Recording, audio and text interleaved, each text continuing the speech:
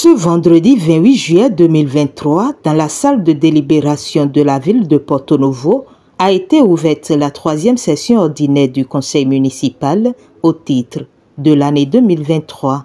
Le rapport d'activité de la secrétaire exécutive de la mairie et le rapport du conseil de supervision sont fondamentalement les points à débattre au cours de la session.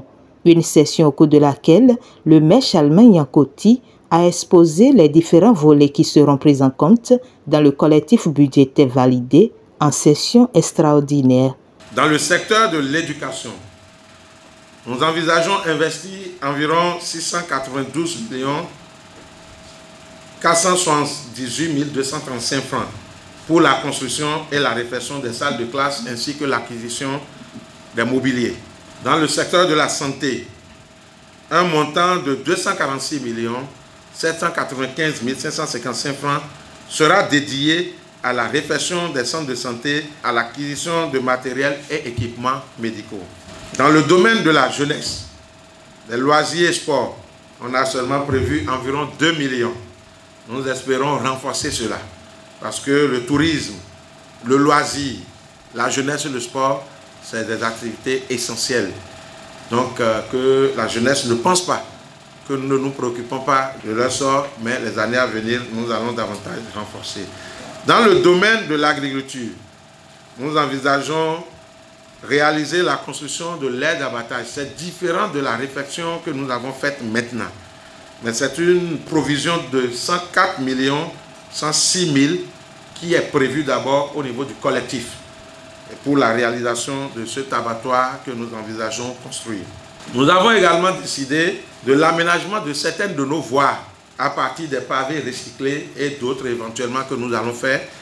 Surtout en orbite, nous avons les voies des dépressions parce que nous constatons qu'avec l'érosion, nos concitoyens ont de difficultés pour rentrer chez eux. Et vu l'expérience que nous avons réalisée avec une mécène, en la personne de M. Hundayon Antoine, qui nous a permis de paver un bon nombre de kilomètres dans la ville, nous avons souhaité également réserver 65 368 480 francs parce que nous estimons que nous avons des pavés. Mais c'est un montant qu'on pourra renforcer. Nous avons également décidé de réserver environ 100 millions de ces ressources pour faire la mobilisation foncière dans le cadre également de la libération de la berge. Une partie des dettes de la ville sera payée, notifie également l'autorité municipale. En termes de fonctionnement, 29,21% du montant sera consacré dans les tout prochains jours pour le paiement partiel des moins perçus, du salaire du personnel, du remboursement partiel de la dette de CHDO et des dettes aussi de la CNSS.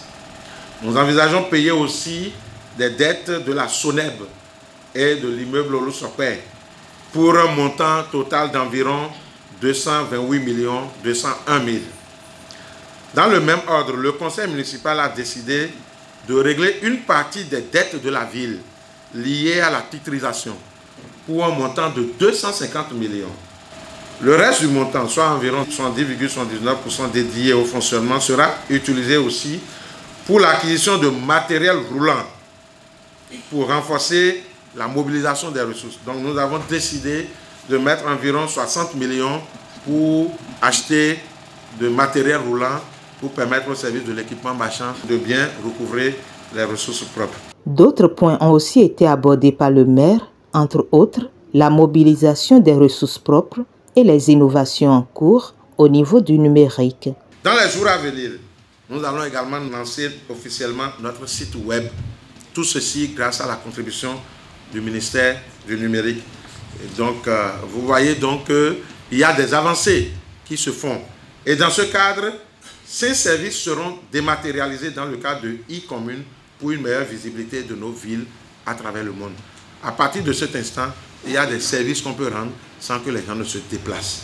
Il revient de savoir maintenant comment se porte la santé financière de la ville.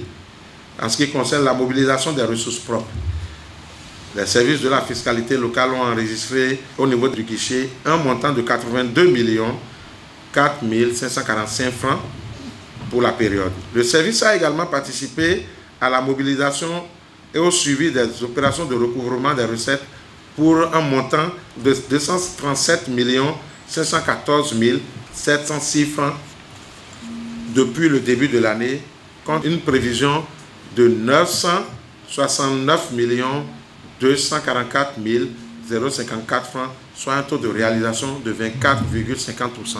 Le taux est faible.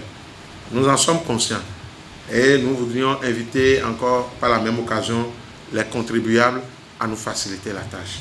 Au niveau des équipements marchands, le point des recouvrements non fiscaux à la fin du mois de juin s'élève à 239 49 950 francs, contre une prévision annuelle de 641 252 536 francs, soit un taux de réalisation de 37,27%. Au niveau de la mobilisation des recettes par les autres services, la mairie a engrangé environ 145 422 013 francs, contre une prévision annuelle de 443 514 144 francs, soit un taux de réalisation de 32,79%. Outre ces ressources propres, la mairie a bénéficié également des transferts de l'État.